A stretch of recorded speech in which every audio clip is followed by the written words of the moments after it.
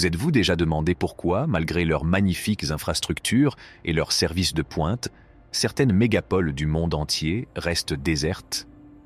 Il existe quelques exceptions notables qui n'ont pas tenu leurs promesses parmi les nombreuses métropoles animées qui attirent des habitants de tous horizons. Examinons les causes intrigantes de l'étrange vacance de CS Mégapole. Mais tout d'abord, prenons un peu de recul et réfléchissons aux raisons qui poussent les nations à relever le défi audacieux de construire des villes entièrement nouvelles. Imaginez une métropole si grande qu'elle doit être déplacée à des milliers de kilomètres de là, dans une région nouvelle et inexplorée. Pourquoi Jakarta, une ville dynamique et pleine de vitalité, se soumettrait-elle volontairement à une relocalisation aussi radicale? Qu'en est-il des projets ambitieux de l'Égypte? Construit-on une métropole au milieu du désert simplement parce que c'est possible? Ou existe-t-il un autre motif unique pour cette entreprise de grande envergure?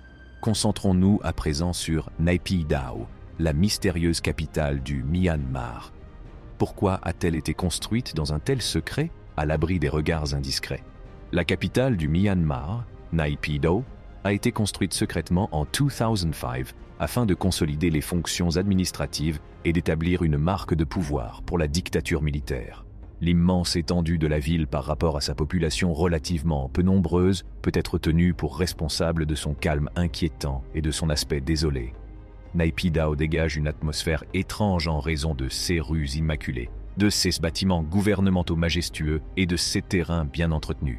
Il est improbable que des passages cachés ou des organisations secrètes existent sous sa surface, malgré le fait que ses origines soient enfouies dans le secret. Naypyidaw, en revanche, représente la force et l'autorité du gouvernement du Myanmar, démontrant sa volonté de se moderniser et d'étendre son influence. Ceux qui sont attirés par l'attrait mystérieux de cette capitale particulière peuvent trouver fascinant d'explorer ses rues propres et de résoudre ses énigmes. Mais ce n'est pas tout. Imaginez une route massive à 20 voies qui enjambe l'étendue de béton et qui est suffisamment large pour servir de piste d'atterrissage à un aéroport. Cette approche audacieuse a un objectif qui va au-delà de la simple défense. Le positionnement stratégique de Naypyidaw visait à renforcer le contrôle du gouvernement sur les zones centrales jusqu'alors insaisissables.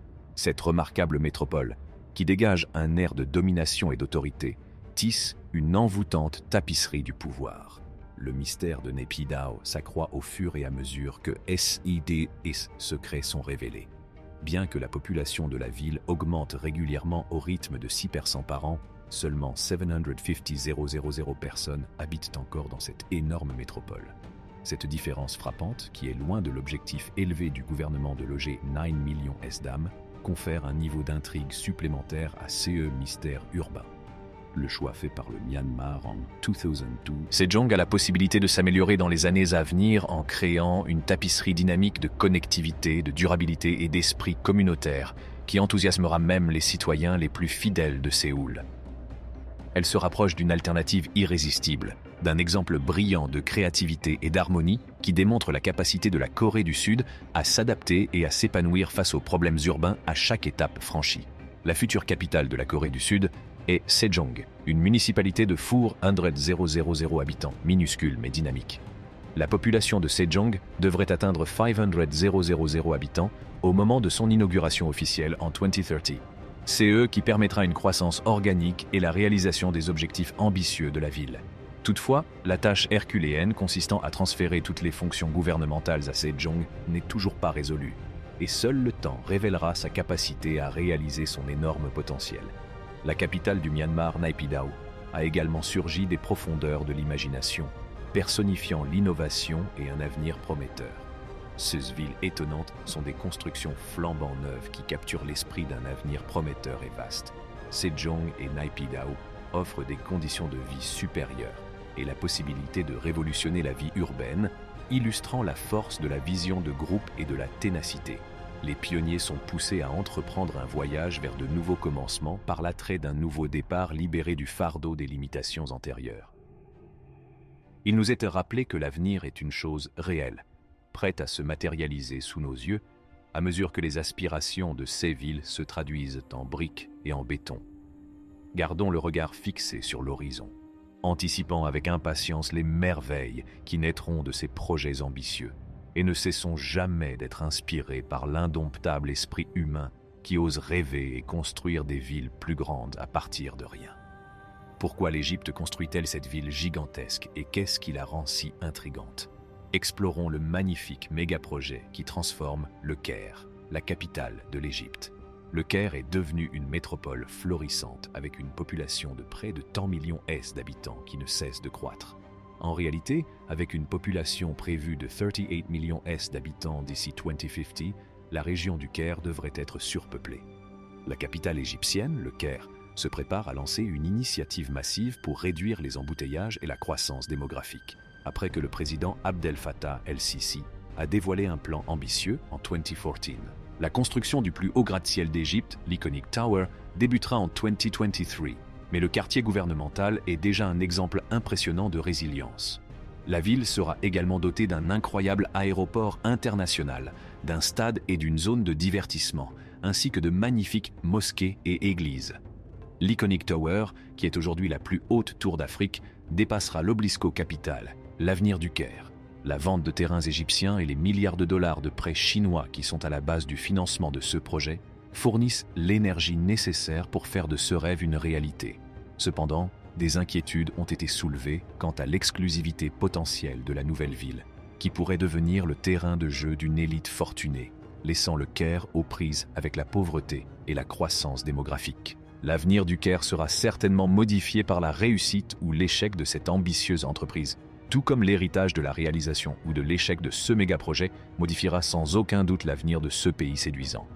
Sur l'île de Bornéo, afin de remédier à ces problèmes. La toute nouvelle métropole de Bornéo, appelée Nusantara, occupera une superficie de 2500 square kilometers et sera située dans une forêt tropicale verdoyante.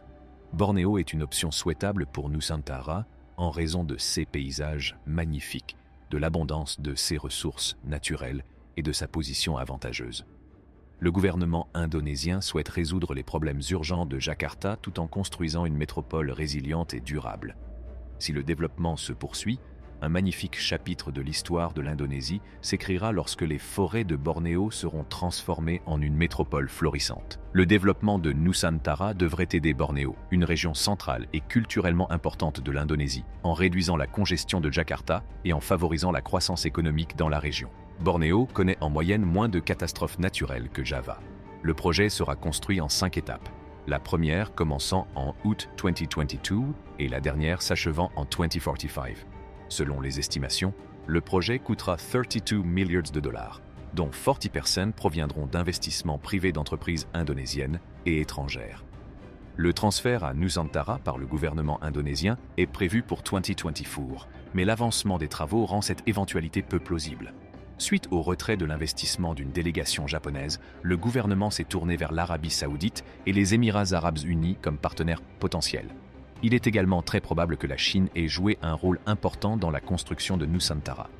Comme pour Naypyidaw, Sejong et la future capitale égyptienne, seul l'avenir nous dira si Nusantara sera un jour achevée et si elle sera un succès avec des millions de personnes qui s'y installeront.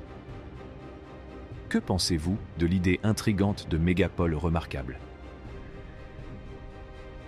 Vous verriez-vous vivre élégamment dans ces magnifiques merveilles urbaines? Merci de votre attention. Et oui, n'oubliez pas d'aimer, de partager et de vous abonner à notre chaîne.